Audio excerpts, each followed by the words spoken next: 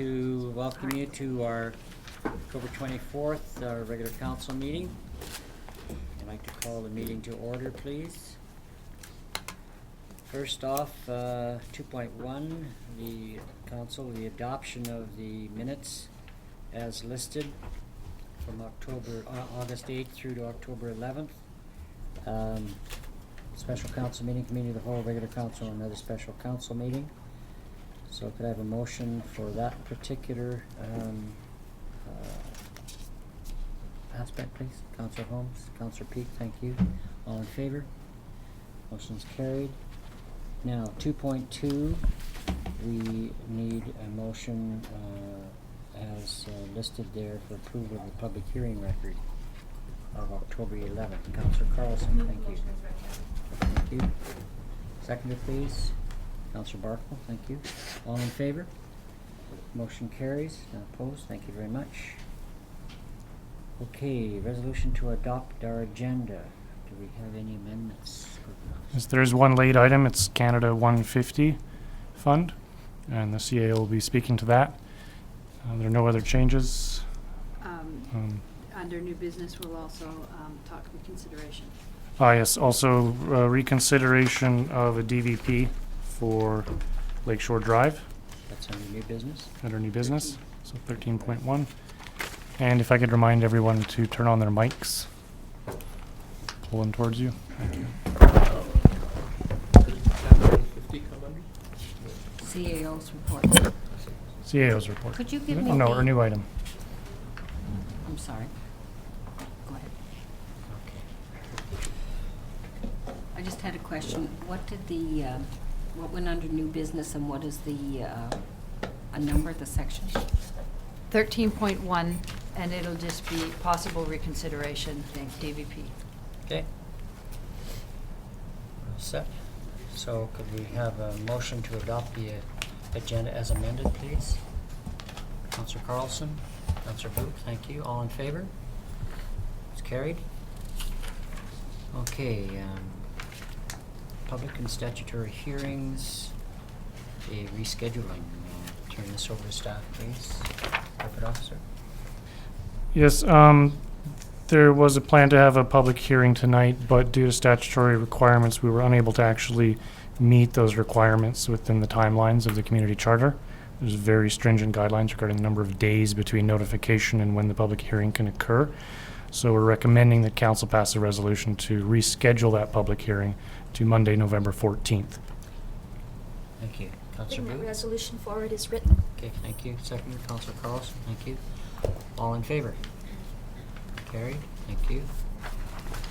Okay, moving on to item 6, there's no delegations tonight.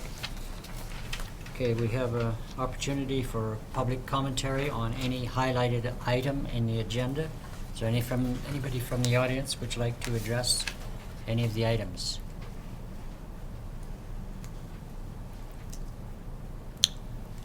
Hearing none, we will move on to my report. Okay, we're now entering a new budget cycle. In early November, Council will meet for a strategic planning meeting. We will review our 2015 to 2019 strategic plan to determine if focus and priorities need to be adjusted. The public will have an opportunity to determine if they feel there should be redirection or a change in emphasis for 2017 and on into the future. The budget will be driven by the strategic plan. Operationally, we have to examine service levels. Are they satisfactory, or are there areas needing enhancement? Infrastructure or assets required to meet service requirements will receive much more detailed examination moving forward with the funding of $270,000 from the Gas Tax Strategic Priorities Fund to do an integrated asset management and infrastructure investment plan. A request for proposals has just closed. The firm to carry out that plan will be chosen soon, and the work will proceed.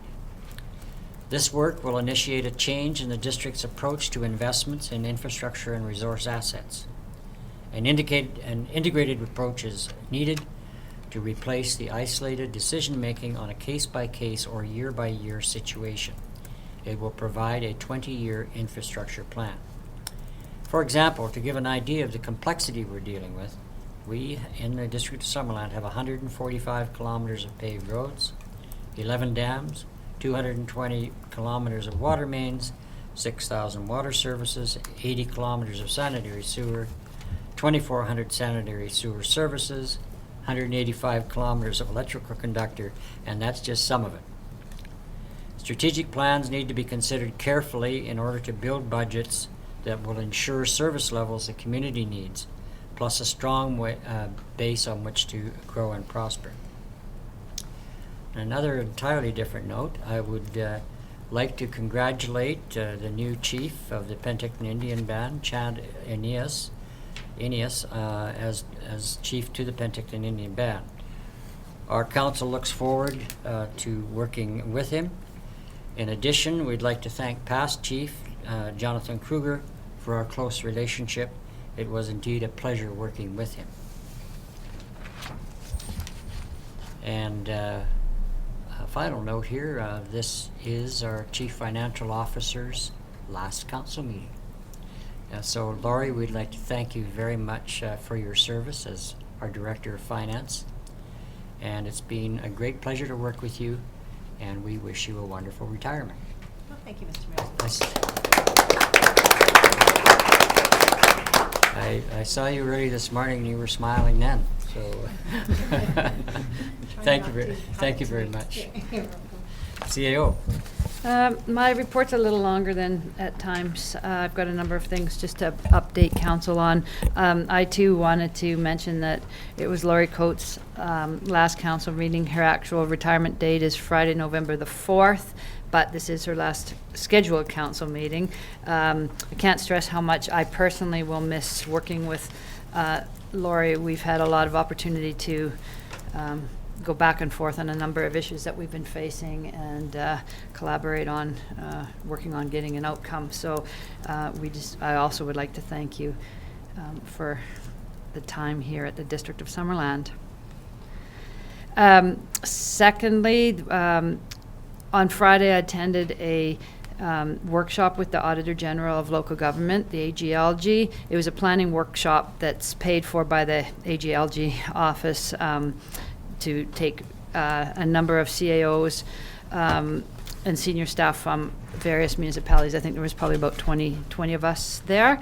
And it was a small group, but we were looking at potential topics for coming up and getting our feedback on what we think would bring value to members of the public on performance audits for the next 3 years after this year. So it was really informative, and I had the opportunity to spend a lot of time kind of just learning a little bit more on what it is that they're looking at and what we feel could really truly provide value, not just saying this municipality is good at this or that, but how it could actually help us do things better and be more transparent.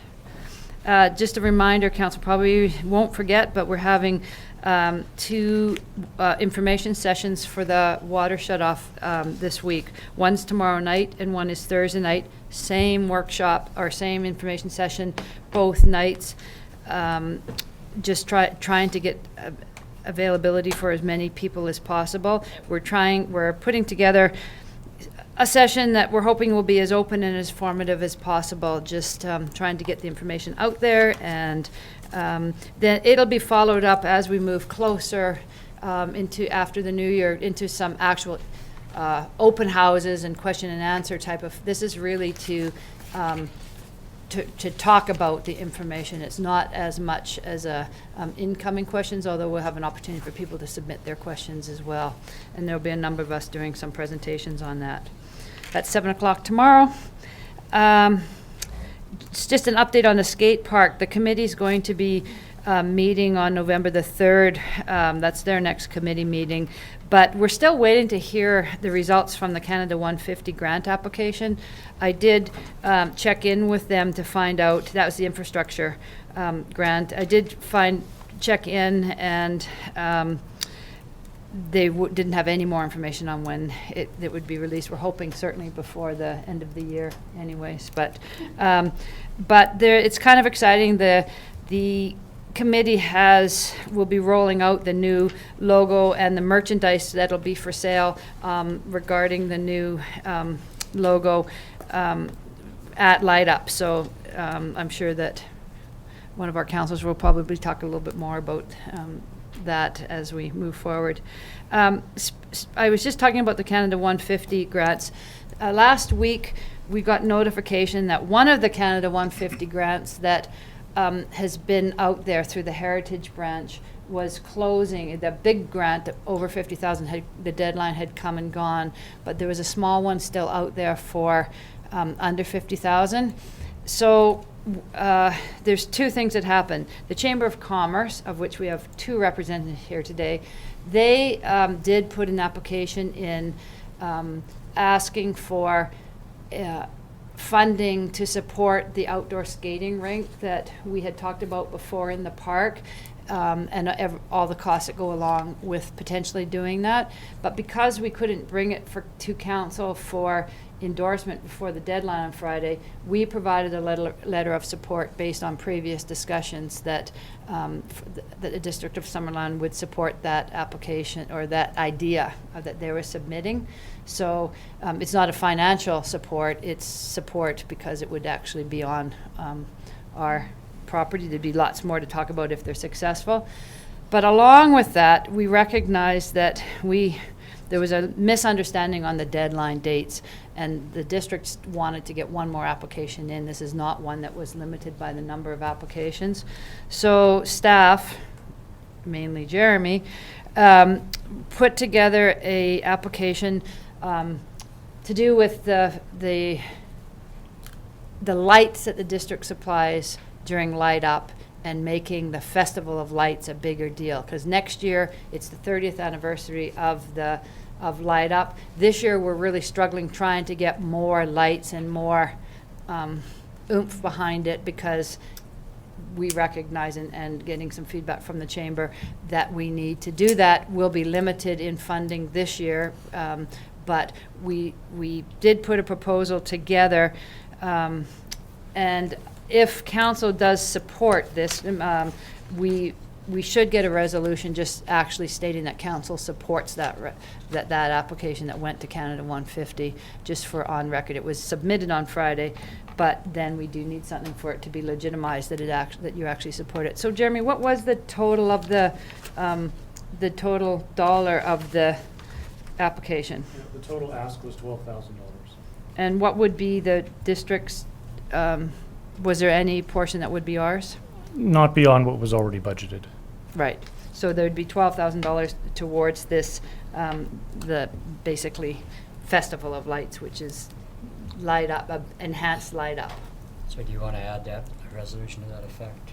If council was comfortable in bringing a motion forward to support the Canada 150 Heritage, the 150 fund grant application for $12,000 for Light Up events, that would be very good. I think that's an excellent opportunity for us, and we should do that. So do you want that now, or? Yes. Okay. Someone like to make a motion to that effect? Councillor Pete? Yes, the council support the resolution to support the application for the 150 Heritage Grants in respect of supplying further lights for the Festival of Lights Light Up.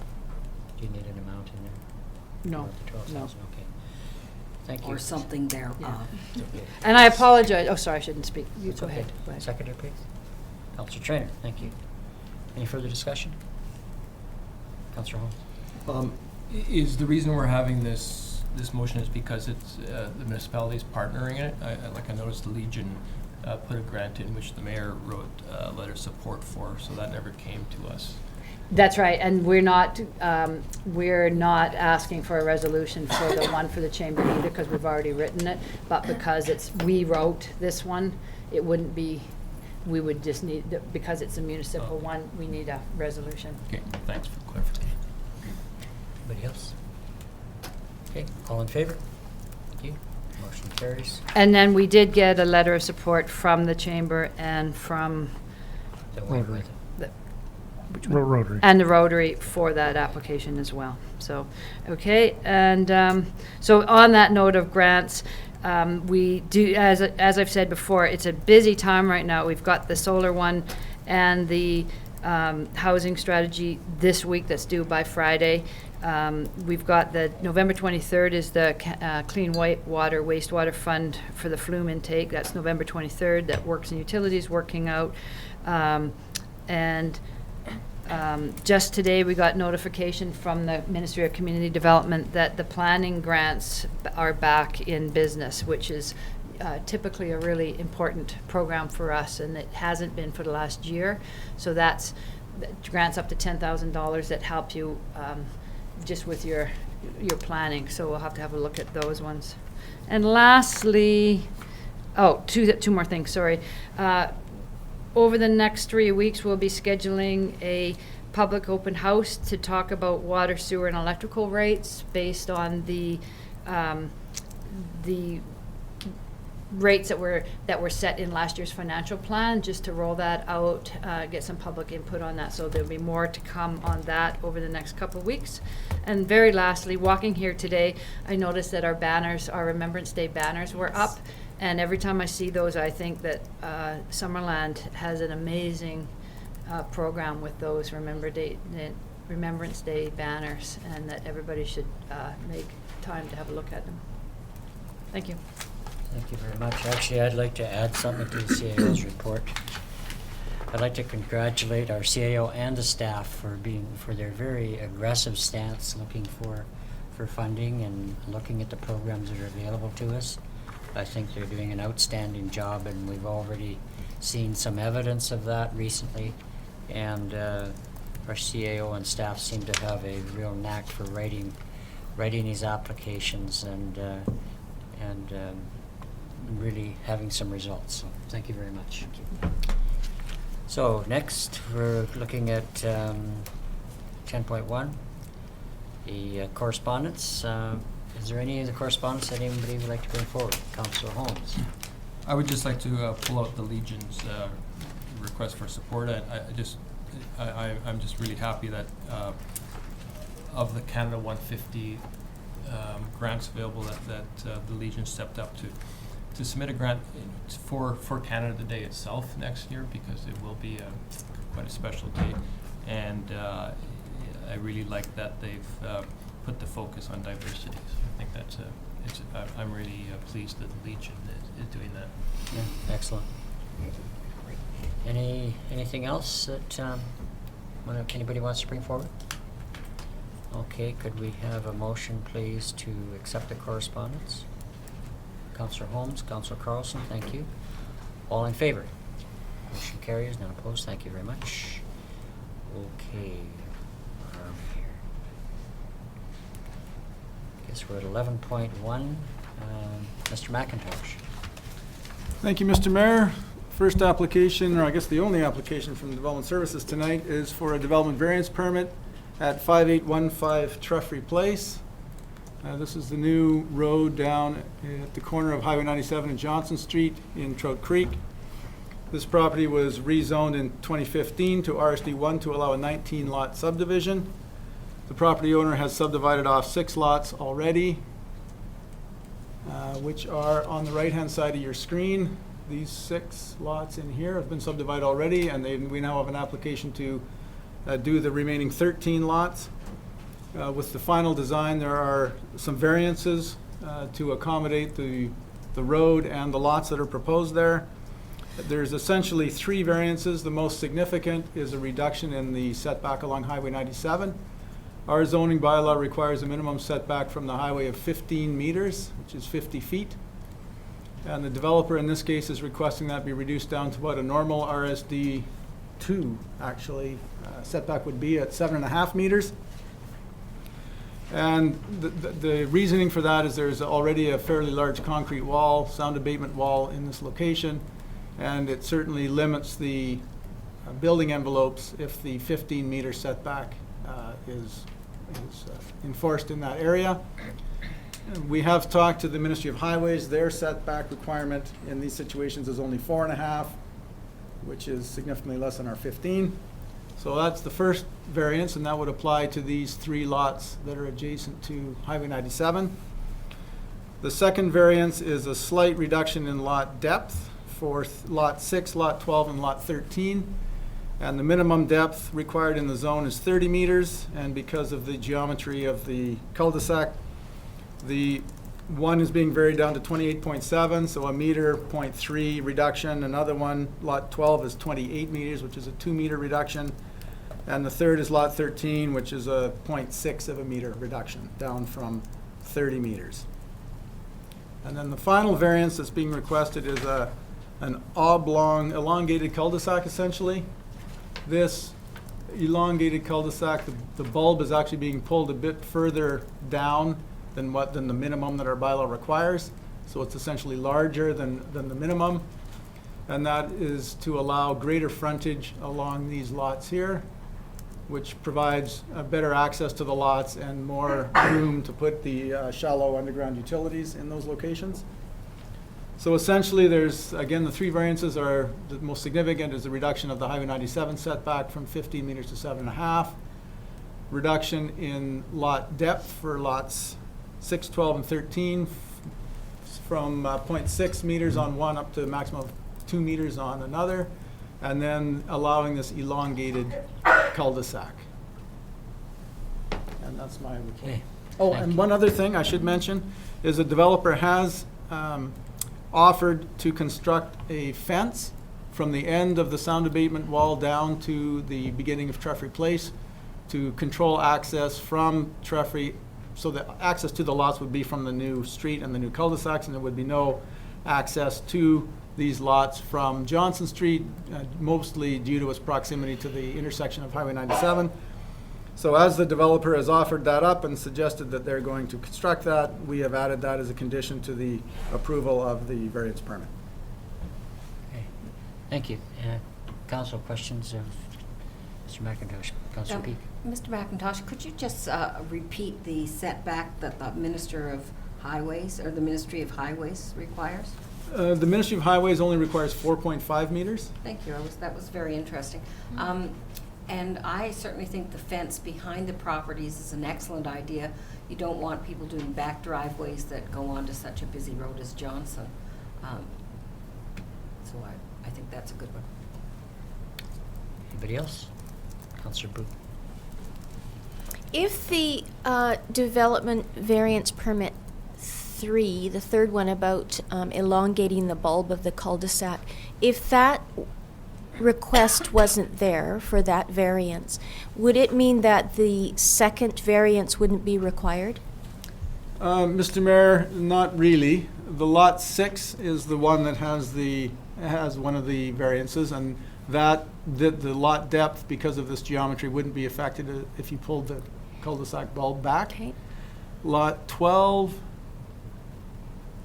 is this one again. Those are both on the north side. So I mean, Okay. these are very deep, these lots. So if anything were to happen, they would pull the cul-de-sac bulb further to the south, Right. which wouldn't really impact on the lots that are being the subject of the variance. Okay. They're being squeezed essentially between Treffry Place and Johnson Street. May I ask one other Yes, go question? ahead. So, would the extension from the Highway 97 wall that's already there down along Johnson Street, would that be constructed of the same materials? No, they're intending to build that a more residential style of fence and not the Okay. industrial, essentially the concrete noise abatement fence. Okay, thank you. Councilor Peak? For snow removal, how does this change in the cul-de-sac work out? Shouldn't make any difference, Mr. Mayor. The bulb is slightly larger, so our trucks can still make the movement just fine. If anything, there may be a slightly larger pile of snow left in the center when they make their loop than there would be normally.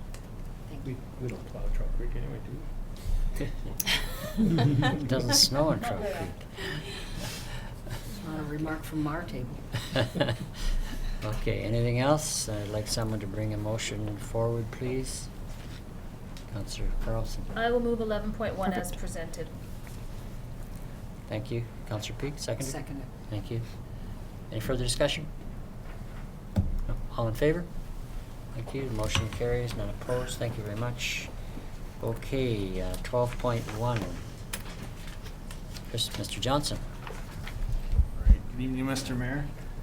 First report is an update on Garnet Valley Water System Separation Project. We had a pre-construction meeting on October 17th with our contractor, Pyramid Excavation. Following that, we've established an open house date for our next meeting, which is going to be November 3rd, so the next Thursday night, 6:30 to 8:30 at the arena, with the presentation at 7. Previously reported, when I brought forward the tender results, there were some optional items that were noted in the tender, which pricing was obtained for. We're looking to move forward with 2 of the items that are noted in the report, which is the widening of the road north of Wild Horse to a 6.4 meter road cross section, and upgrading the water line on Jones Flat Road from Garnet Valley Road to Watson. So we're moving forward with those change orders, and they will be added to the contract. And due to the surplus of about $332,000, those 2 items can be included into the work. Our land acquisition process is moving forward. Initial notices were sent out in September. We followed up with a number of on-site meetings. We've heard back from 14 of the 27 affected properties. We've met with 9 on-site. There were a few that weren't satisfied with the amount that was being offered based on the assessed value. We had those discussions and just explained the process that was established, utilizing the assessed values, that it was a fair process to all the owners and that they were being offered the higher of the actual versus the average in that calculation. Our legal surveyor has been engaged and he's been working on the project for about 3 weeks. As the contracts and the agreements are finalized with the plans accordingly, they will be brought forward to each landowner as they become available so that we can get those signed off and move forward. And we sent a reminder notice out Friday last week to encourage any landowners that we have not heard from yet to contact us if they have any concerns. Also included in the report is, in the financial section, is just an update on the split between the roads and the water share for this project. Now that we have actual construction values, that was updated from what was previously seen in the budget. So that's shown there. And as construction proceeds, this allocation will be revised as needed. So that's the update for Garnet. Thank you very much. Councillor Carlson.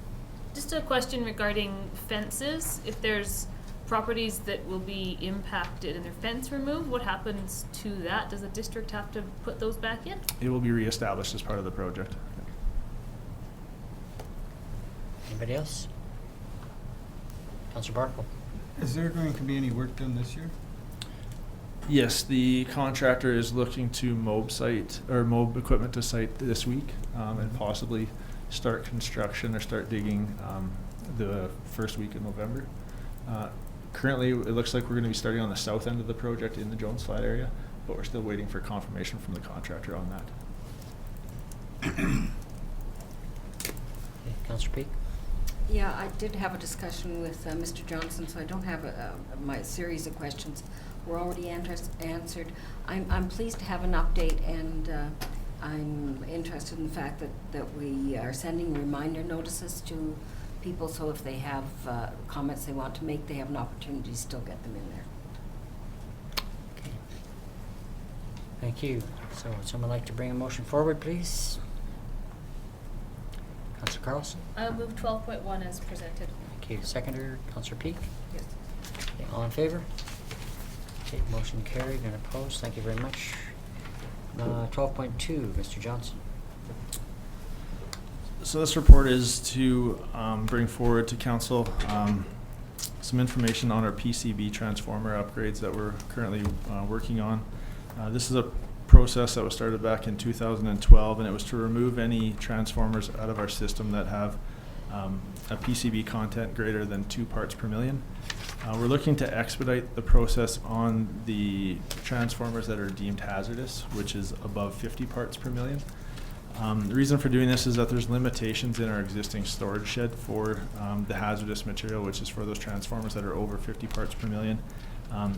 And so we'd like to expedite and remove all of those hazardous ones out of the system and get rid of them as soon as possible so that we aren't required to store them on site in our shed.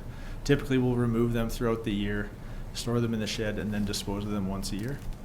So this would allow us to order all that are needed to replace those ones and get them out of our system and disposed of before the end of March 2017. If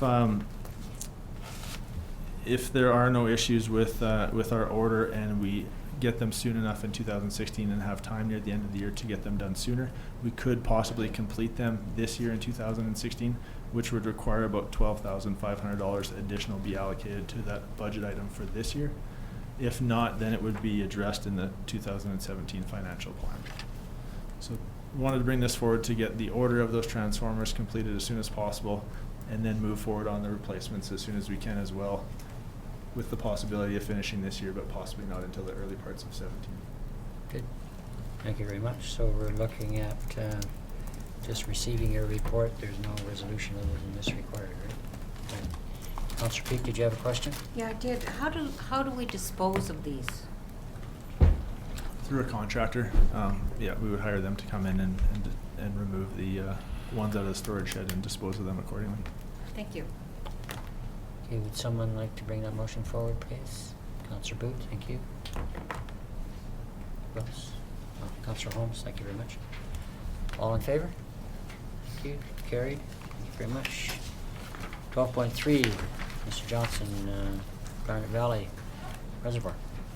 Yes, so this is a follow-up report to a previous question on the water availability in the Garnet Valley system and from the Garnet Valley Reservoir. In the background section, there's some details on a previous report that was brought to council in 2014. For your guys' information, so for those of you that weren't present for that discussion, in that early on in 2012, there was a recommendation to reduce the maximum reservoir storage level to 0.67 meters below full pool, which is what our operational level is today. There was a change in the consequence rating of the dam previously from extreme to high, so then the dam was reassessed. And as part of that, the storage that would be required would be what's considered a probable maximum flood, which is a 1 in 10,000 or 1 to a 1 in 100,000 year event. Based on that, the level would have to be much lower than what our current operational level is. So that was assessed and brought forward to council in 2014. And at that time, based on the evidence that was presented to council, council approved proceeding with that operational level of 0.67 meters below full pool, like I said, which is where we are today. So that sets the stage for the watershed capacity and looking at the water availability based on that operational level. We reassessed the volumes of water that is available out of that watershed. So back in the 2014 water availability report, the watershed capacity was outlined at around 2180 megaliters per year. That was based on data from 1996 to 2011. Over the last 4 years, we've continued to gather data, and the average total that's been available is approximately 3,000 megaliters per year. So as we proceed here and continue to gather information, the capacity of the watershed can be refined based on the collection of this data and continue to analyze this as we move forward. Obviously, with the meters installed on the irrigation and domestic systems, we've seen a trend in water use awareness, and there has been a reduction in water use that we've seen right around that 2010, 2011 mark in the data based on that. So, excuse me, Mr. Johnson, did you say 3,000 megaliters? Yeah. So that's almost a third again, as much as what's the 2180, correct? Yeah, okay, thank you. So in the shown in table 1 is just the factors that we look at when considering drought scenarios. So for an average year, obviously 100%. For a 1 in 25 year drought, we're looking at 50% of the watershed capacity being available. A 1 in 50 year drought, that's reduced to 34%, and a 1 in 100 year down to 26%. Looking at demands in Garnet Valley, the total average water demands that we've seen for domestic and irrigation use is around 650 megaliters per year, with approximately 600 of that coming from irrigation. There was Another factor in the watershed capacity is that there's a significant amount of water that's released down Eneas Creek throughout the year. And that will come into play when we're looking at drought scenarios and being able to capture more of that water that we talked about previously during the interconnection strategy discussion, that can be captured and then utilized in the irrigation of additional lands. Also, we can look at reducing that down to an operational level that's consistent with sort of the minimum that we're looking to hold throughout the year, especially in the low water times of the year, and continuing that throughout the year so that there's more water available. So there is a lot of flexibility and variability in that value that's released down Eneas Creek. Can I ask a question Yes, regarding go that? ahead, sure. I was reading through and I didn't note anywhere any discussion about how much water legally has to go down the creek for fish. Is that something that has come up as part of this process? It's currently not regulated. There's not a minimum volume. There isn't? No, there is not. So based on, in the report I noted that we use 60 liters a second as a base flow, or a minimum operational flow that we currently use. So if it is regulated, say next year or 5 years from now, is that something that we will still be able to adjust for without having to raise the reservoir if we're going to be watering everything else? Depending on what that limit is set at, that would have to be considered in the discussions if and when that is set. Yeah. On our watershed, on our water balance for the system. So does, I have a feeling that there may be some concern if we're not sending enough water down that creek. I mean, it flows all the way through town and down Peach Orchard. So I would just be cautious that we're paying attention to how much water is still flowing, as well as how much we're using for agriculture. Thank you. So in table 2, I noted the model factors that we used for this. So the flow down Eneas Creek, like I said, for those different scenarios, that's where we'd be looking to utilize some of that water that's typically flowing down the creek to reduce that and utilize that for other purposes. That's where you see the reductions to 49% and about 26 and 28% for the drought scenarios. Also noted on here is the demand reduction. So as we enter into a drought scenario, we will enter into the stages of our drought management plan, which would then look to reduce the amount of water and put stipulations in place to reduce the use of water during those periods as well. So there is an assumed reduction of 80% or to 85, 70, and 60% for the 25, 50, and 100-year drought scenarios. Thank you. Now, Councillor Boot had a quick question here, and then Councillor Barkman. Go Thank ahead. you. My question was related to what Councillor Carlson just brought up. In the scenarios that you've given us for 25, 1 in 25, 1 in 50, and 1 in 100-year drought, there's not a whole lot of water left over. So it's not mine. So Turn it off. if currently there's not a requirement for fish flows in the creek, I'm assuming, and correct me if I'm wrong, I'm assuming that these numbers are based on not having a requirement for fish flows in Eneas Creek. Is that right? Correct. So if we come upon a drought scenario, either of those three, does that mean that there will be totally inadequate flow in the creek, whether or not there is a federal requirement?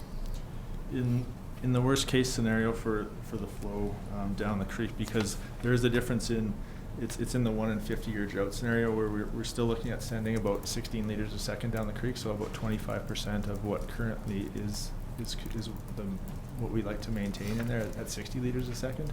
So depending on what, if and when a limit or a minimum flow is determined, that's where we'll need to see where that falls in. I can't speak to what that may be at this Right. time, but just to note that currently, even in all the drought scenarios, that 1 in 50 being the worst, because when you go to 1 in 100, then your demand is reduced further. The amount that's flowing down the creek is 45% of the watershed capacity that's coming in Garnet Valley. In a typical year, it's around 60%.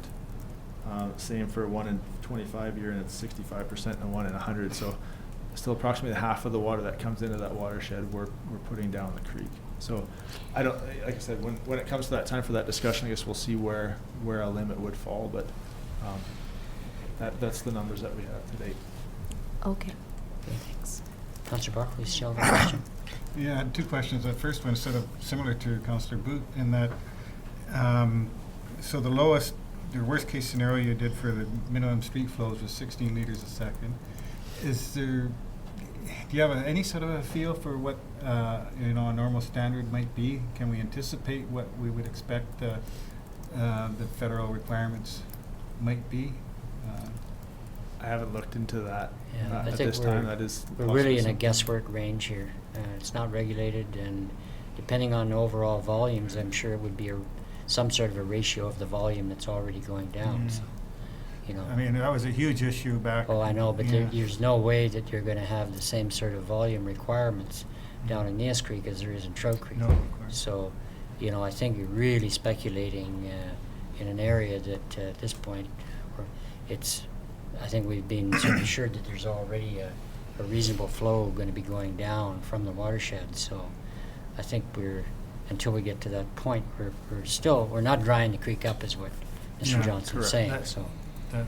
It's something, but as Councillor Carlson wisely pointed out, the whole plan could be thrown in disarray if the federal government came up with different, Yep. a Well, different. it's not regulated. My second question was concerning you anticipate that the demand would be less in drought years because people would cut back, and I know domestic users cut back a lot, but is it realistic to expect that the orchardists and hayfields and stuff would use less in a drought year? Is that what happens? I can't recall. There was some reductions in the last go around, yeah. Yeah. Since most of this is going to be on the orchards, I don't know how much they would cut back or use more on a drought year. I mean, that's often the dry years. But maybe there's some historical information. I just wanted to be sure that that's something we can count on, that orchardists would cut back. I think, too, some of your concerns might be addressed when you start talking about the interconnection section of Mr. Johnson's report. Sure. So let him go on at this point and talk about the interconnection. So when we were looking at the Garnet Valley system, there was some concerns initially that when we bring on additional lands in the Jones Flat area from Garnet Valley, that it would sort of be an all or none scenario. So when we looked at the design, as it talked about previously in this report, there's a significant amount of water that's released down Nias Creek, and by completing the works that we're doing in Garnet Valley, we're able to capture that water and use it when it's available. Typically that's between April and mid-June when there's excess water, and that's over and above the 60 liters a second that I was talking about that we keep as an operational limit down there. We're able to capture that and utilize that in additional lands. So that's just basically opening an isolation valve in the system at Jones Flat and Garnet Valley, allowing that irrigation water to flow into the Jones Flat area when that water is available. When that water isn't available, so we're looking, say, into the summer months, monitoring what the levels are in Garnet Valley and what the usage is, we could open that isolation valve, close the isolation valve, open the interconnect, and allow Summerland water to now go into the Jones Flat area and Garnet water to be only used in Garnet Valley. Looking at this further in the design, there's also an opportunity to service some of the lands that currently aren't serviced by Summerland water in the lower end of Garnet Valley to now be serviced there as well. So in a drought scenario, we could increase the area up Garnet Valley that's serviced by the Summerland system and reduce the impact on the Garnet Valley system. So the sketch of that is shown in Schedule C of the report to show what areas are currently serviced by Garnet Valley and Jones Flat, and how where those items would be located in the system. So what this allows us to do is to maximize the use of water that would typically be released down Nias Creek when it's available. It reduces the demand on the water treatment plant during that time.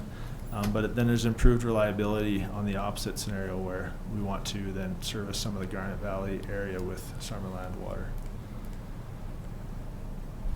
I guess just to add to that, Mr. Johnson, with the raising of Thirsk Dam, we achieved a considerable increase in the volume held back, which gives us some flexibility with this interconnection approach from the Trout Creek system. So it starts to alleviate concerns with respect to potential reductions in a somewhat of a drought scenario for the Garnet Valley system. So I think, having this interconnection be able to work both ways is actually a really great way to take advantage of the flows and the need. So thanks. Any Councillor Peak? Yes, thank you. I found this a great report. It created a much greater understanding for myself, and this portion in particular answers some of the questions that were raised at the public meeting on Garnet Valley. I also am pleased with the fact that it speaks to an opportunity that we, in helping to maintain the flows at the water treatment plant so that the bypass valve does not open, which in the past has given us a water quality advisory. So if we can reduce the number of those using this, I think that that's an opportunity as well, because people don't always understand why that's happening, and it gives a reflection that is not necessarily the case. So I think that that's a real bonus in working this usage of that water from the Garnet Valley. Any other questions of Mr. Johnson? Councillor Barkwell?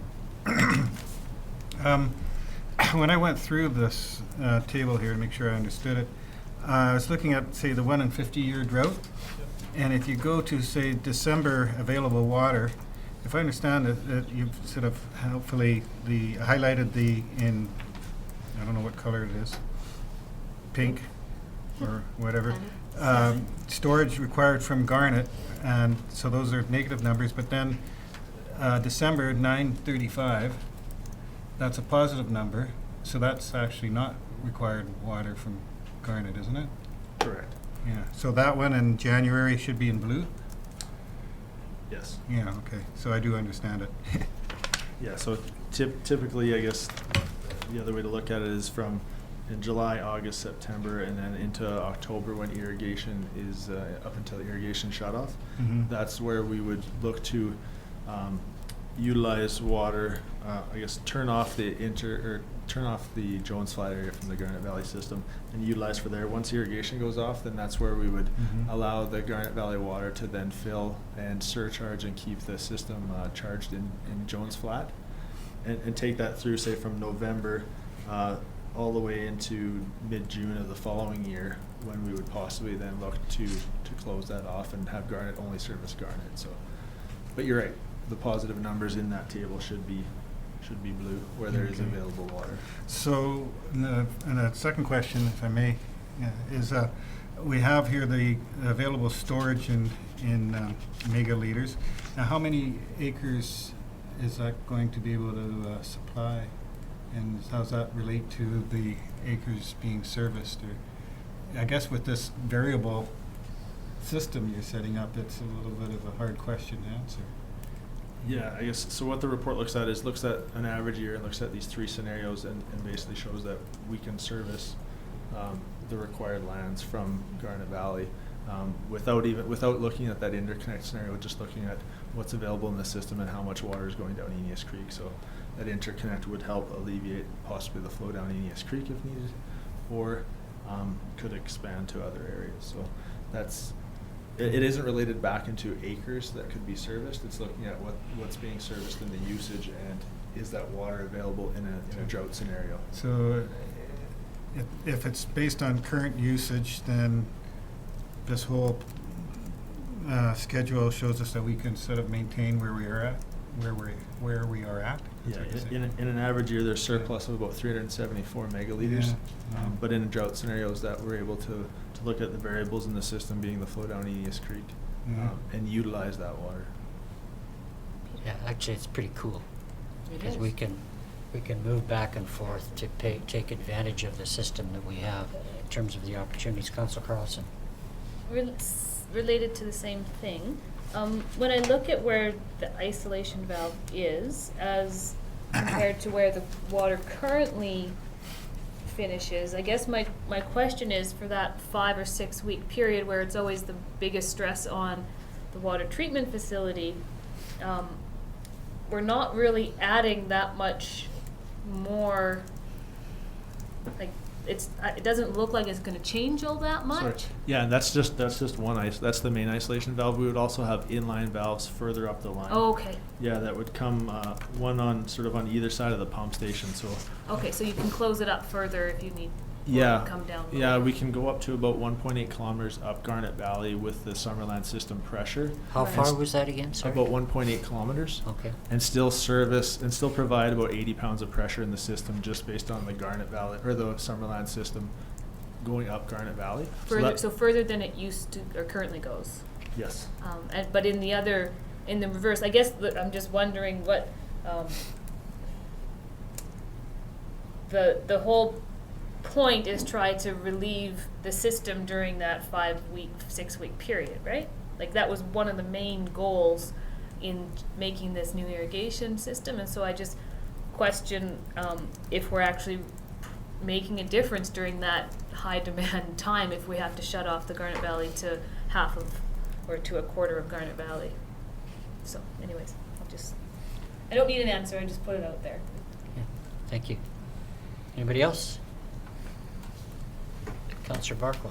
I was thinking along the same lines, if the Garnet Valley water couldn't be used to irrigate additional acreage and reduce the maximum flow through the water treatment plant, but I think it's going to depend a lot on each specific year, and staff will have to look at it and see where we stand. And the same as with that 1 in 1,000 year versus 1 in 10,000 year issue. They monitor the snowpacks and stuff so carefully.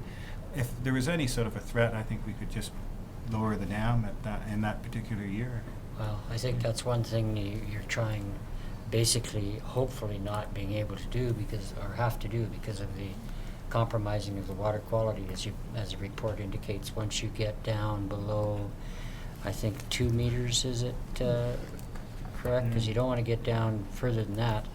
You start getting, this is why 0.67 was selected as the basic level, because we had determined that we had some water quality issues with algae along the edges of the dam. Previously, the water algae problem was dealt with through aeration, wasn't it? And do we still have that capacity to do aeration there? I don't know about aeration.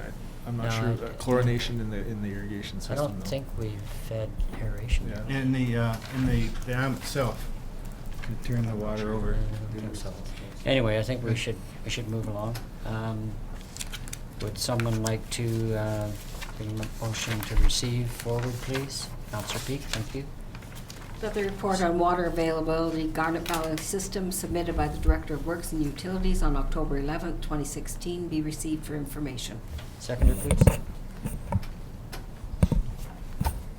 Councillor Holmes, thank you. All in favor? Thank you. Motion carries and opposed. CAO 12.4. Thank you, Mr. Johnson. That was an excellent report. Thank you. I think it allows us to really appreciate how we can manipulate our system to its best advantage. Thank you. CAO. So 12.4 is a resolution. We're looking to support the application for the British Columbia Clean Water and Wastewater Fund. As council is aware, at UBCM, we received one of the first awards from that particular fund. The provincial and federal agreement just came through shortly before at UBCM. For this particular intake, there's allowed to be 2 applications for infrastructure, clean water, clean wastewater. And of course, this one is quite lucrative because it's only 17% contribution from the local government's part. It was previously identified that the Flumen water intake structure upgrade was a priority for the district. It fits in very well for the program. The application itself, the engineering cost that we have, or the projection, is $2,755,975 total cost of the project, which is $493,000 for our contribution. We don't have that number in the resolution because, as with all of these days, it's a very short timeline. We need to get the resolution. But what we're trying to do is make sure that there's not some more costs that we should be adding in for any additional work that might be associated with the project that isn't in the engineered cost. So it may be slightly higher than that amount, but we wouldn't want to miss it out in the grant application and then have to pay for it 100% ourselves. So we're doing some further work, but it would be, $3 million or less basically is what we're looking at. And this is the wording. You note in the report that we've talked about. As far as funding for the program goes, this one you cannot use other federal funding for this program, such as our gas tax funds, because it's already 50% federal funding.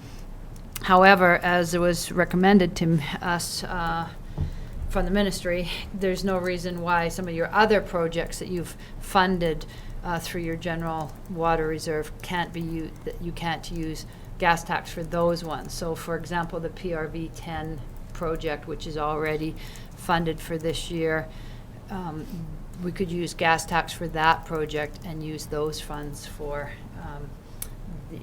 so for the details of that, we just have to say that yes, if we receive this award, we're going to be funding our 17%. So during the 2017, when we're talking about the financial plan, we can finalize exactly how that's going to look. Good. So it's just a motion for support if you support this particular project. Councillor Peak? Yeah, I had a question as to what the dollar amount we have in the water fund reserve is at this point. Mr. Mayor, we have projected to have in our water reserves at the end of 2016 just under $600,000 plus just under $900,000 in unallocated surplus. So between those two amounts would be $1.5 million. So as well as the shifting in funding that the CAO spoke to, which would be about $300,000. So between those two strategies, there would be adequate funds to allow us to find our 17%. Thank you very much. Anybody else? Councillor Holmes?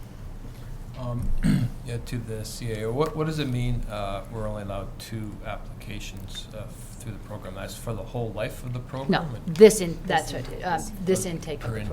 okay, Yeah. thanks. Okay, would someone like to bring a motion forward, please? The motion, or a motion? Councillor Peak? Seconder, please? I guess as written, considering it's a fairly lengthy one. Yes, it is.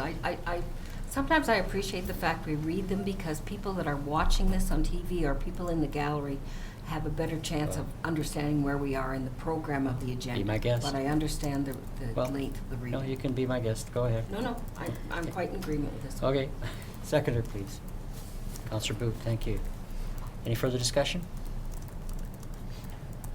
Just like to say myself that this is another good example of us pursuing money that we really need towards our infrastructure upgrades. So with that, all in favor? Thank you. Motion carries. CAO, we're on to 12.5, 12.5. as we've already discussed today, this November the 4th will be Ms. Coates' last day. We are making a recommendation that the CAO will be appointed as the interim chief financial officer during that time while we're waiting for the new person to come in. We do have a deputy chief financial officer, which is Renee Bielek, but it's better to have both 2 people designated in the case that you have coverage. So if I'm not here or she's not here, we can sign for each other. Okay. Any questions? I think this is no problem. Councillor Booth? Oh, I was just wanted to bring the resolution forward. Go as ahead, written. please do that. Yep. You can read it out. That the Sure. CAO, Linda Tynan, be designated as interim chief financial officer for the District of Summerland effective November the 7th, 2016, until the director of finance position is filled. Seconder, please. Councillor Trainer, thank you. Okay, all in favor? Motion carries. Thank you. If I may, Mr. Mayor? Yes. Quick question. Have we any idea how long the process might take to be able to have somebody in place? And I know that's a number of variables. Yeah, there's a few variables, but it does, the competition closes this week. We're hoping to vet those applications quite a way. It'll be the 3 senior managers. Well, it'll be Mr. Johnson, Mr. Denniger, and myself on the interview team, and we'll vet those fairly soon, and hopefully even have interviews that next week or the following week, depending. So it'll all depend on if we, number one, if we get appropriate applications, and if they're working, and how much notice they need to give wherever they're coming from. Thank you very kindly. But hopefully by the end of the year. Okay, thank you. 12.6, our CFO. Yes, thank you, Mr. Mayor. So the report today is about the financial results for our first 3 quarters, so ending September 30th. And I'm just going to bring forward a few items out of the report for general comment. So on the revenue side, in our general fund, where our property taxes have been fully levied and our revenue is at 80% of budget, the most significant variance in that area is that our grant funding for our asset management work is in our budget, and we haven't yet proceeded with that work, although we have discussed already that the RFP has closed, and we hope to be moving forward fairly quickly with the award of that work. And that is a $222,000 budget that has no actuals against it at this point in time. In the water utility fund, we are hoping to be within 5% of budget with the consumption trending that we have. Of course, where we've had a wet year, that is, 5% variance is perhaps, not that significant, but in that fund, 5% of the revenues will impact those surplus numbers or transfers to reserve. So we'll see where that comes in with the results from the last quarter. The electrical rates are revenues expected to be on target if consumption in the last quarter is similar to 2015, of course, weather dependent again. And in our sewer utility, we do have that same impact from the asset management work grants, $150,000 of budget in that fund that has no matching actuals to date. Back to our general fund, I would just recall to council that building permit revenues are over budget to date, and we still have the last quarter of the year to come. And our recreation revenues are strong. Peach Orchard Campground had a very successful year with about 15% over budget. For their revenues, a total of $114,742. On the expense side, you can see from the chart that's included in my report that there are no categories that are over where we would expect them to be at 75% at this point in time. And at this point now, I think I'll just turn it over to council for any questions that you may have from the details or off of the list of operating and capital projects that's been provided. Okay, council, questions of CFO?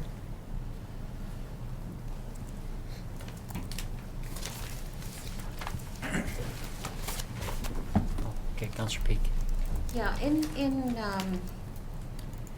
looking at the general fund provincial transfers for the asset management project, when did we receive those funds, and are there timeframes around when they're sort of used, consumed, the allocation for time in terms of the work? I believe the award was made in the spring of this year, February, March timeline. Mm-hmm. And is it, remind me, Linda, is it 2018? 2018, but it's as long as you're making progress and you're reporting on it, which we are already, then it'll be able to have an extension. But we should be, since we've now done the request for proposals, we'll be on it now. Excellent, thank you. Councillor Carlson. Would you be able to explain the budget versus actual for climate action? I know that it's a complicated matter, but I think it stands out as something that I'd like to know what's going on. Certainly. So in the district, we have an internal charge to recover from the departments a fee, I'll call it that, a fee, based on how much of a user or a contributor of greenhouse gases that department is deemed to be. So those internal charges are going into that cost center, that holding center, as a credit, and that's why it shows up as a negative expense. At the end of the year, any resulting balance in there is transferred into a reserve and is available for projects to help the district in reduction of greenhouse gases. And we also have the community projects that we support as well. So in the regular ongoing budget for climate action, there are things like Earth Week and Bike Anywhere Week and those activities. So what we're seeing right now is that the recovery from the internal charges in the departments exceeds the money going out from their actual budget in that area. So just to add to that, that is an area that Tammy is absolutely looking at best practices and whether or not that's the best way as we look at reestablishing the committee and doing our work on solar to look at what is the best methodology for that. Thanks. Okay, anybody else? Let's move on. Someone like to bring that motion forward, Pete, to be received? Councillor Holmes, thank I you. move that the report from the Director of Finance dated October 24th, 2016 regarding the financial results as of September 30th, 2016 be received for information. Seconder, please. Seconder, Councillor Carlson, thank you. All in favor? Thank you, the motion carries. Thank you very much. Thank you, CFO. Welcome. Okay, 12.7, Corporate Officer. So the Summerland Curling Club has requested of the district to expand the liquor serving area of the club to include the downstairs seating area of the windows right in front of the rink. This would be in line with what a lot of other Okanagan area curling clubs have. And to remain competitive, they've requested that they also do the same. Staff have examined this request, don't see any issues with it. They've been a long time good tenant since the 70s. And staff have also spoke with the Liquor Control Board, and they've stated that a letter from the council would strongly support that request being applied. Okay. Any questions? Pretty straightforward. Pardon me? I'll bring it forward. Thank you very much. The application by the Summerland Curling Club to the BC Liquor Control and the licensing branch to expand the size of the liquor serving area at the Summerland Curling Club to include the downstairs seating area be supported. Thank you. Seconder, please. Councillor Holmes. Anything further? Pretty straightforward. All in favor? Thank you. Carries. Okay, we're moving on to 12.8, Corporate Officer, Fire Department. In keeping with our goal to update our council policy, we're bringing another one forward. So this is a continuation of a previous council resolution from June, where it was required that the Summerland Fire Department be declared at a certain service level. To entrench that in our policy, we're bringing forward this proposed policy here that would ensure that the fire department meets the training standards of the playbook, as they call it. Okay, thank you. Any questions at all? Okay. Someone like to bring that motion forward, please, or a motion? Councillor Carlson. I'll move that the fire department service level and training policy number 6007 be adopted. Okay, seconder, please. Councillor Barkle. Okay, all in favor? Thank you. Motion carries. 12.9, Corporate Officer. Excellent. So this is a drawing you'll see up on the TV screen there. This is another step related to the sale of road right-of-way, which has already been approved by council. That first step was the process of disposing of the property according to legislation. Because this is actually road right-of-way, there's a whole other separate process to it. So we're bringing this forward for your consideration to recommend that staff bring forward the actual bylaws for it and the notification to the public that the roadway would be closed. There's a little bit of a housekeeping item. There was some discussion about whether to move directly to bringing a bylaw forward, but council hadn't actually talked about road closure. You had talked about the sale of the property, so we're just trying to follow good process, but you've already debated the, Okay, need for it.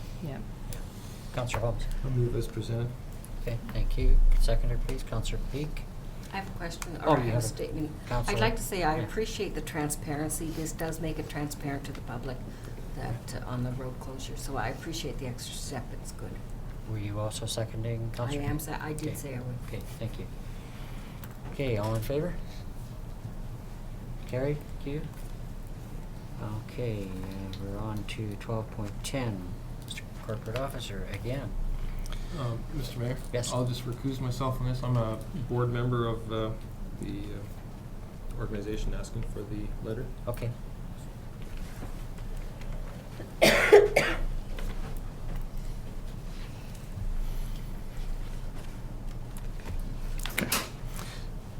So this is a rather brief report. It's regarding the South Okanagan Immigrant and Community Services Organization, which has requested a letter of support for their application to the BC Rural Dividend Fund. They're requesting between $60,000 and $65,000 from that fund. It's important to note that if the council does choose to provide a letter of support and they're successful, it may have an impact on the district's own application.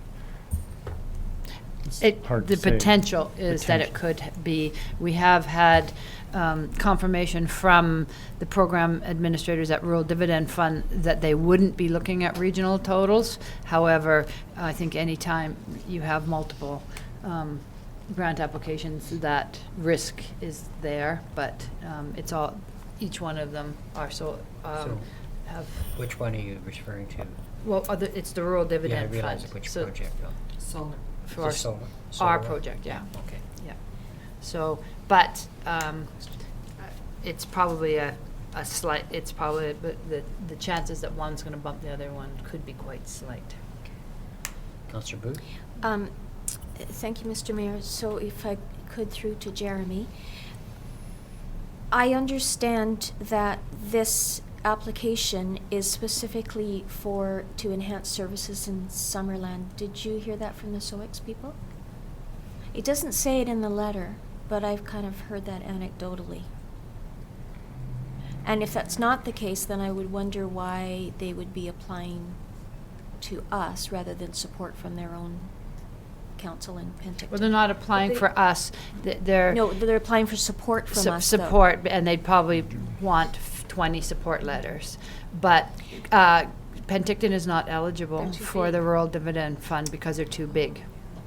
So hopefully this fund is specifically to be, the funds are to be used to enhance rural areas. So if they were planning to do anything outside of Summerland, it wouldn't be conducive to the grant, to the grant funding. Just a minute, Councillor Trainer. I think Councillor Carlson had a question. I was just gonna suggest that Penticton doesn't fall in rural dividends, so I don't know how that might impact this.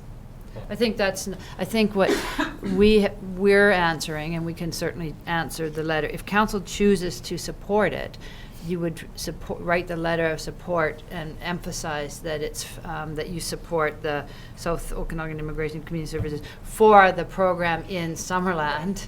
And Okay, it would be up that's- to the adjudicators of the grant application to determine, to make sure that it was benefiting Summerland. So, and not Penticton, because they would have far much more information. They have the entire application, which typically we wouldn't see for a support. Councillor Trainer? Okay, I guess that's just what I was going to ask is, with the people reviewing this grant, like below, they'll look at it and they'll see that they're based in Penticton. So, But they can be based in Penticton. What they have to say is the program that they're planning to provide is to benefit Summerland. You can have a nonprofit having various programs. So, but what- this entire program that they're asking money for doesn't all have to be in Summerland. Just a portion of it is. well, if it, and I haven't, The last paragraph does say, most recently, we have been offering language classes in Summerland and aim to offer additional services through diverse funding. Your support will reinforce the regional need. right, and like So, yeah. I mean, They, yeah.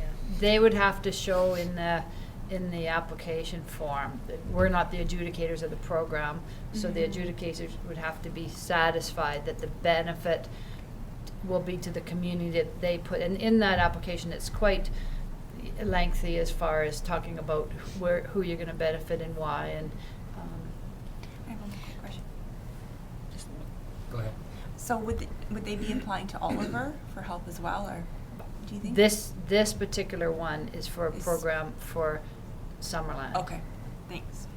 Yeah, with their letter, it kind of makes it, as Councillor Carlson pointed out, a little bit of information there indicates it is. They Okay. may, having said that, they may say, when they fill out the application, it'll say communities benefiting, and there's nothing, they could certainly tick, they might write in there, all the small communities in the Okanagan corridor or something, they may choose to write all of that. And council, we can certainly, the deadline for this one's Friday, but if council could give us direction to get more information or to be further satisfied, and to provide a letter of support, upon confirmation that, it's gonna be solely here, or to get more information, before it's finalized. So you could give us that leeway to do some research and then. Let's do that. I think that's. Just excuse me, Councillor okay.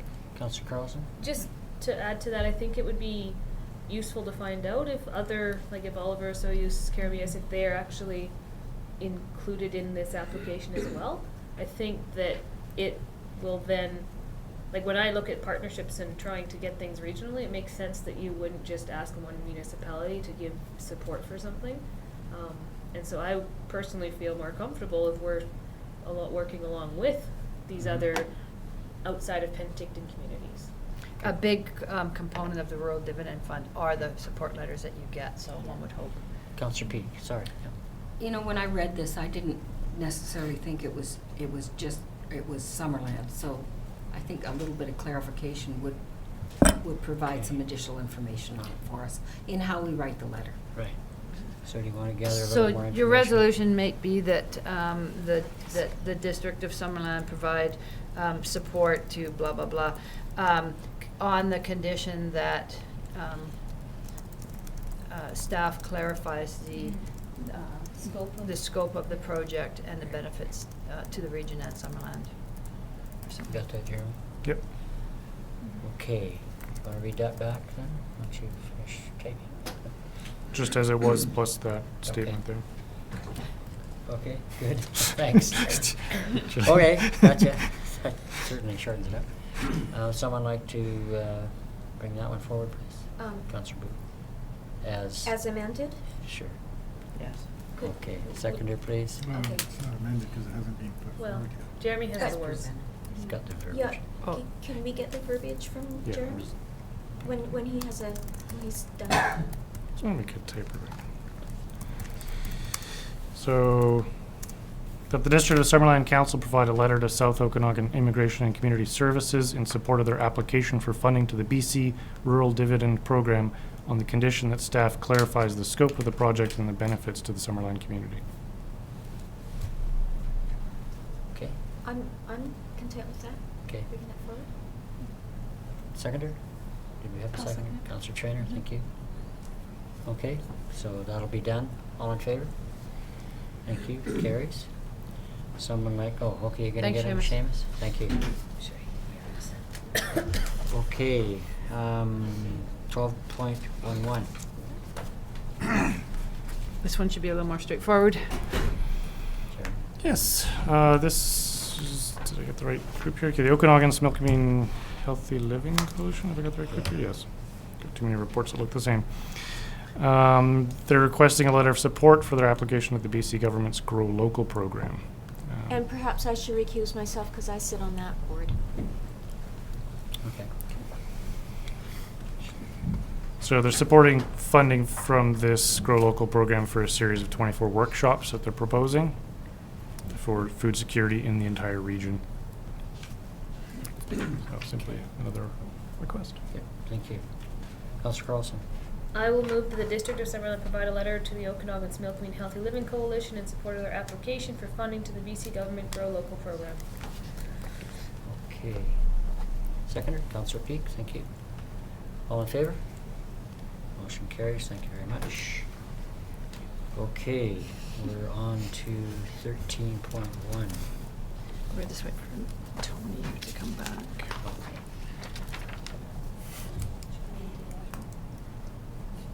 I think she's there. She's here. All right. 13.1 is in relation to the development variance permit that which council approved with conditions for 12404 Lakeshore Drive at last council meeting. The proponent did request a reconsideration of this topic. With reconsideration is dealt with both through the community charter and through the council procedures bylaw. The community charter allows for the mayor to require reconsideration. So if the mayor determines something warrants reconsideration, he can require it. It will come back as a new topic to council. If the mayor declines to call for reconsideration, council can bring forward a motion, and then it would be voted on whether or not to bring the item back for reconsideration, and then it starts out as new. So the mayor...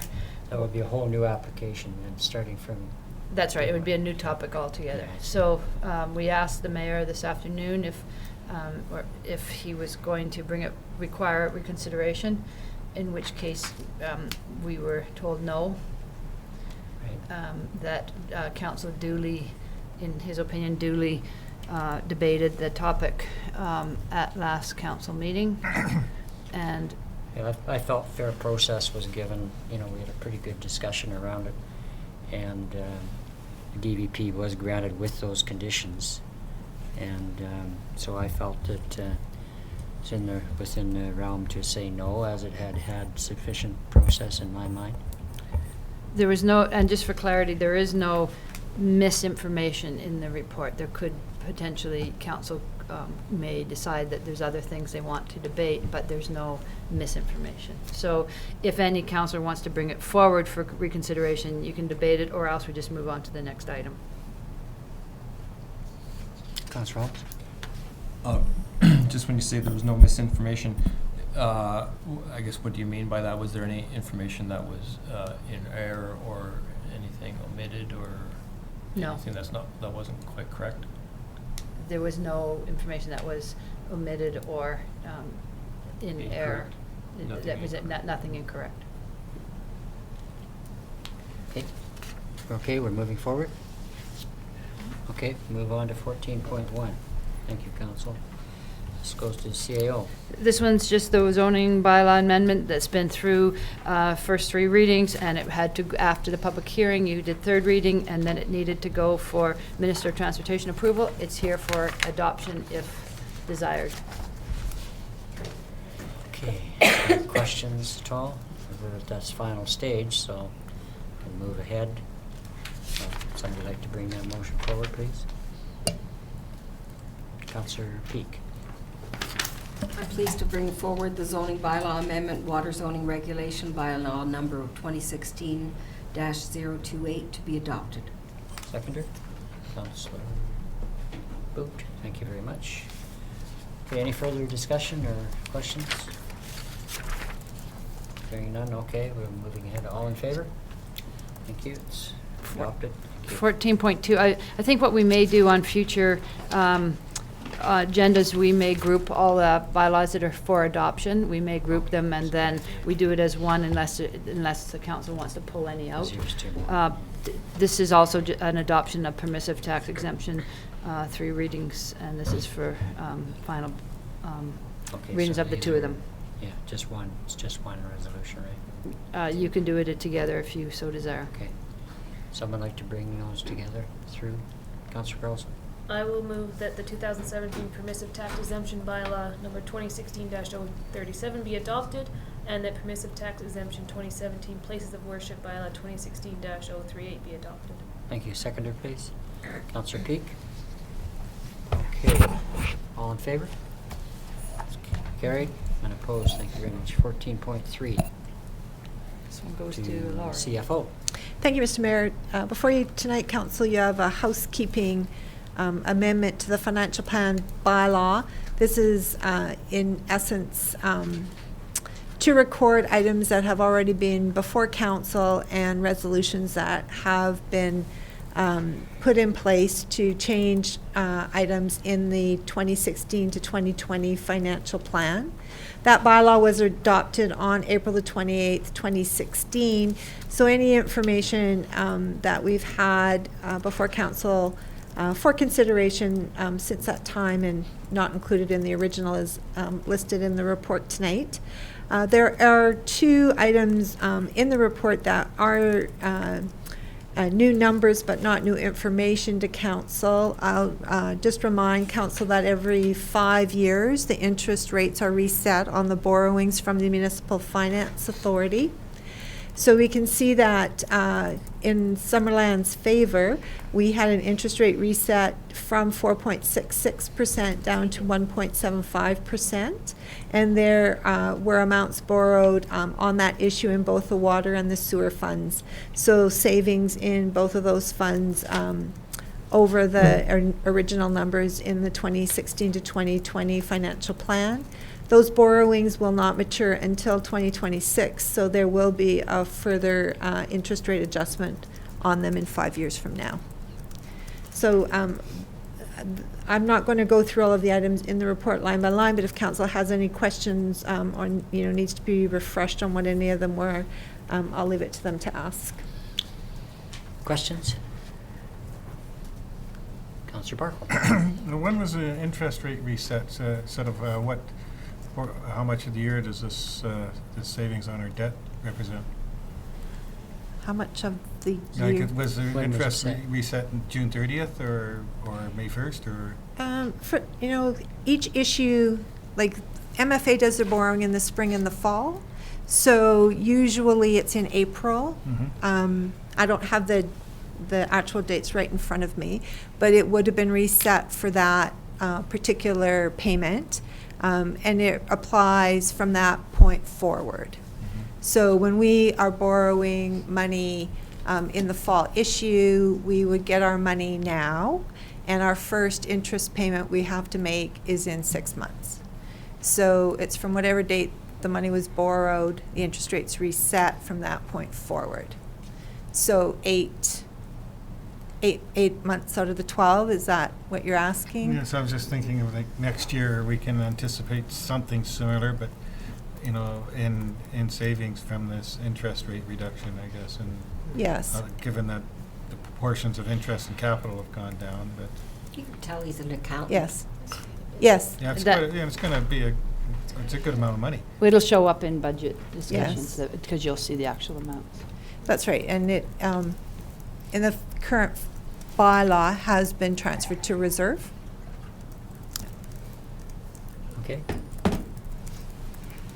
Someone like to bring a motion forward, please? Councillor Bark? Sure. Okay. Move that the financial plan amendment bylaw number 2016-35 be introduced and given first and second reading by title only, and that financial plan 2016-2020 amendment bylaw number 2016-35 be read a third time. Seconder, Both at the please. Same time? Yep. Okay. Seconder, please. Councillor Carlson, thank you. Any further discussion? Nope, hearing none. All in favor?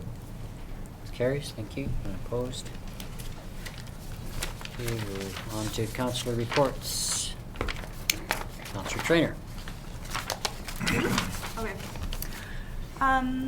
I only have just one quick mention. We had our cleanup, Trout Creek Community Cleanup on Sunday, yesterday, and we had about 20 volunteers, including some members of the Trail of the Okanogans group, and they did some sweeping and picking up of garbage along the lake shore pathway, so that was really great.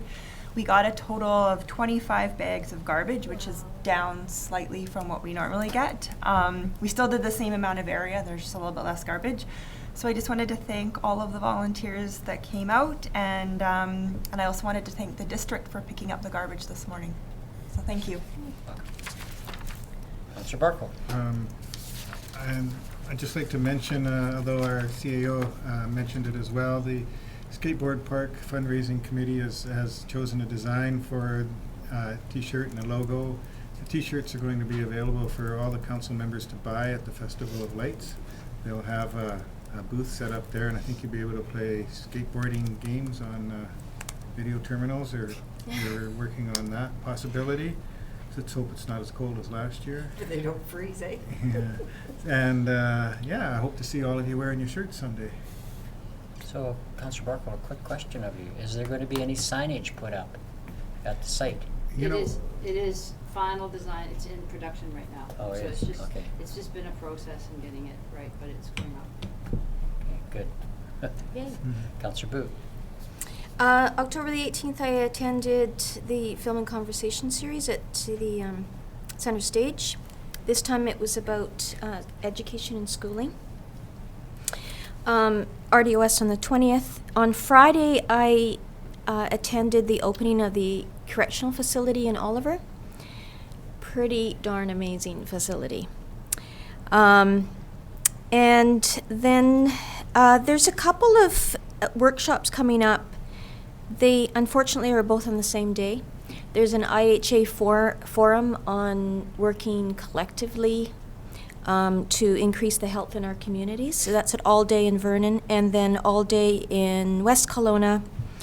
There's a SILGA workshop about the playbook in the morning, so the fire department playbook, and reconciliation in the afternoon. So unfortunately, they're both on the same day. Earth Week meetings start on Wednesday, so if anybody is interested in Earth Week 2017, the first meeting is on Wednesday.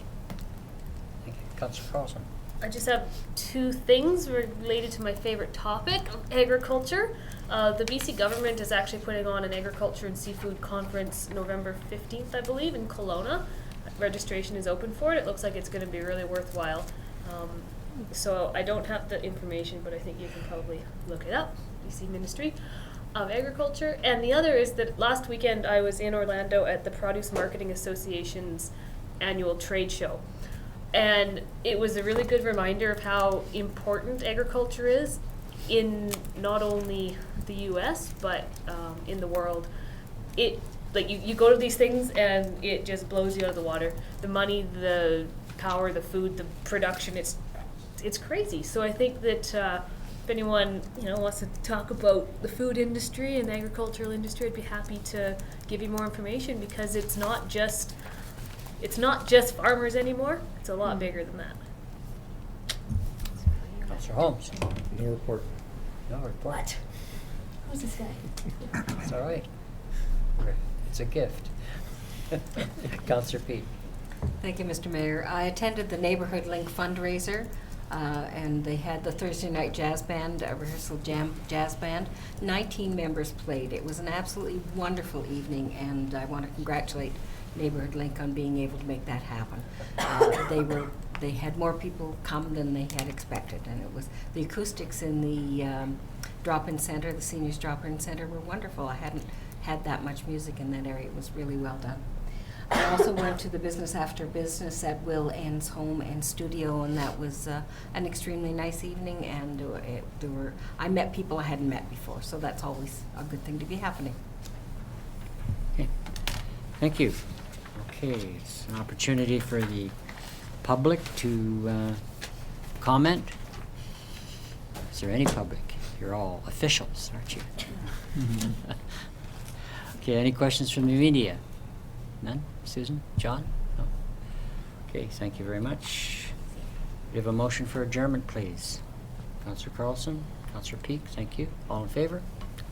Thank you very much, everybody.